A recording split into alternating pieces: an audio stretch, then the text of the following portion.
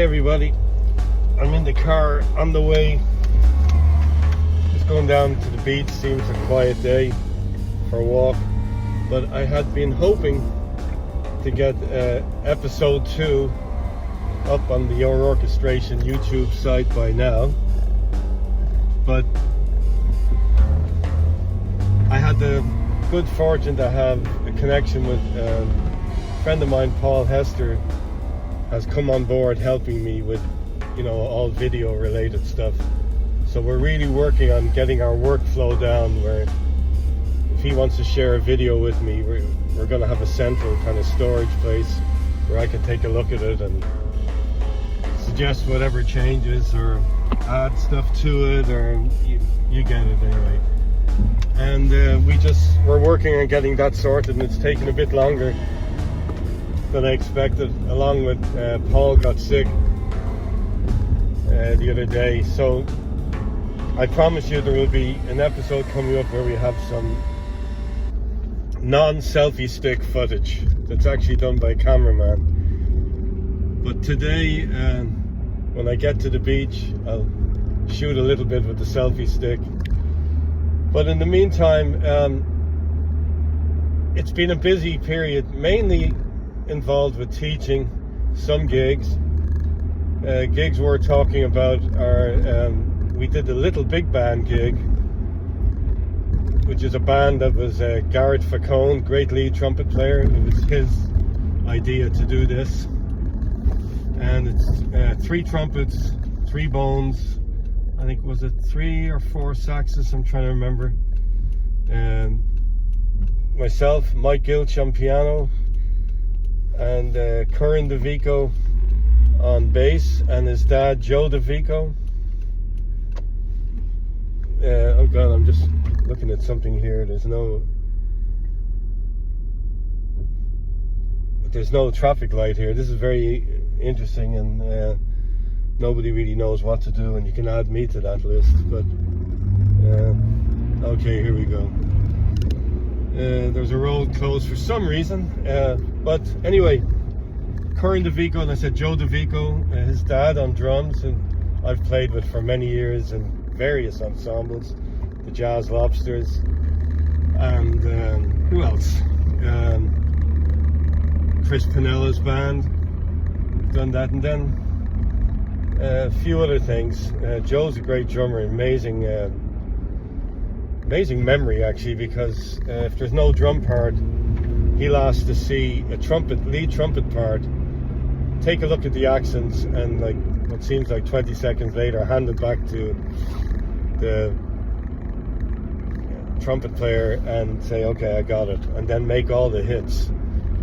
It's amazing. He just seems to have a photographic memory, and that works with his music. Anyway, we did that gig, and it was so much fun, because Mike Gilch's brother Gabe Gilch was on trumpet, Johnny Gittins on trumpet, and this is the worst thing about naming names when you didn't prepare for this. I'll start to forget people, but they were all great players, and pinned me to the edge of my seat, but the sound was fantastic. I also had the great pleasure of playing a gig at the Wayne County Library for Paddy Slejak, and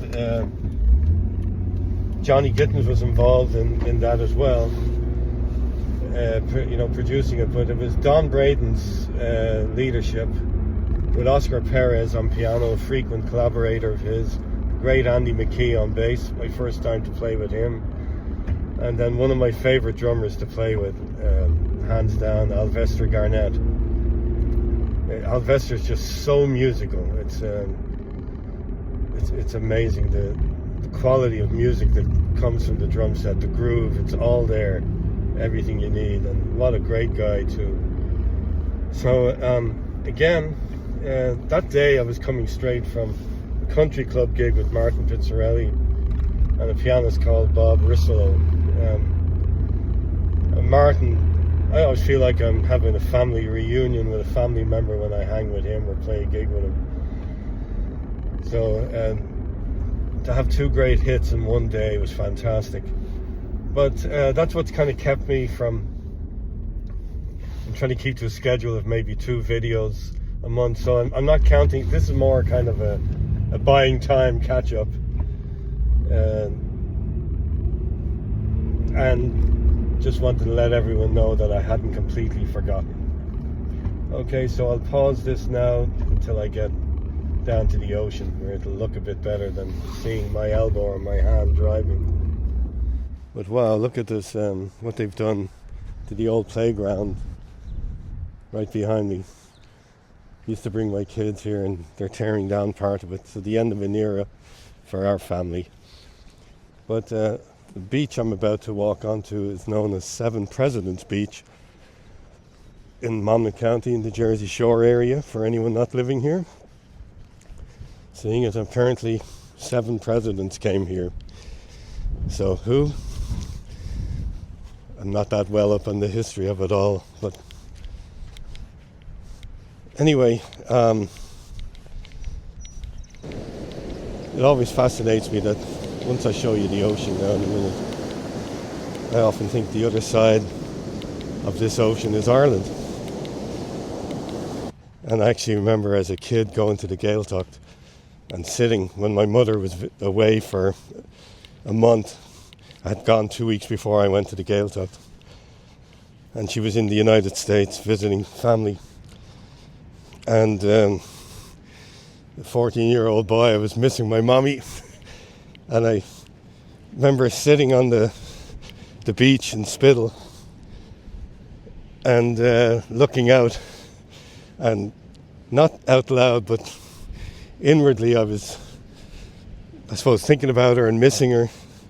And she told me that this is why I'm always fascinated by the psychic stuff, that she felt like I was calling her one day, just calling out to her. And sure enough, it was, I think we worked it out, it was around the day that I had thought about it. So anyway, I often think about the little boy on the other side of the ocean, not knowing that the east coast of America would be the next stop. So, I grew up in Malahide, which is right on the beach. So I've always been around water, which you can see here behind me.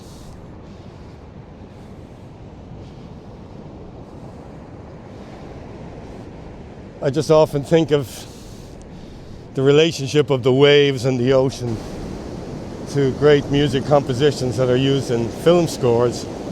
And one of them that stands out to me is called Captain Horatio Hornblower, that starred Gregory Peck. The magnificent score was written by Robert Farnon, and he loved writing that score. He said it in a few interviews that he couldn't wait until he got down in the morning to start writing. That score was what influenced J.J. Johnson, made him want to be a composer in Hollywood. It's phenomenal writing. The famous quote about Lady Barbara, the love theme in it from George Shearing. And I should explain, part of the reasoning is beautifully written string, woodwind, harp, great use of harmonics in the harp.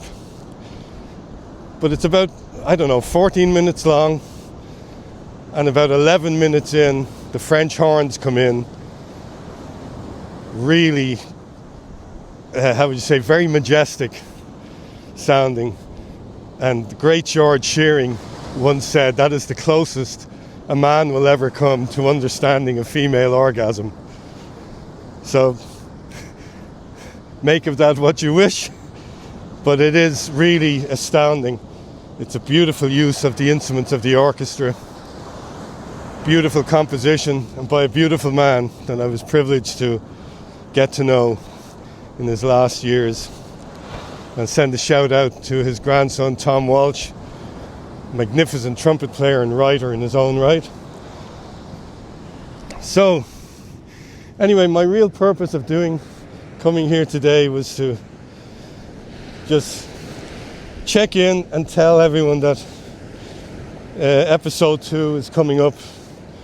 As soon as we have it ready, it'll just take maybe another few days to a week, and we'll start thinking about, doing some of the other stuff that I mentioned, like talking about the equipment and software that I use. In the meantime, just a reminder to everyone to like and subscribe. It helps us get the video out there. And if anyone has any questions that they want to ask, please fire ahead. Okay, see you in the next one.